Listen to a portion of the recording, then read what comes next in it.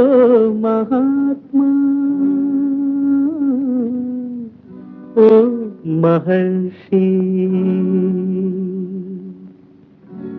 ఏది చీకటి, ఏది వెలుతురు, ఏది జీవితమేది మృత్యు, ఏది పుణ్యం ఏది పాపం, ఏది నరకం ఏది నాకం, ఏది సత్యం ఏదసత్యం, ఏదనిత్యం ఏది నిత్యం, ఏది ఏకం ఏదనేకం, ఏది కారణమేది కార్యం.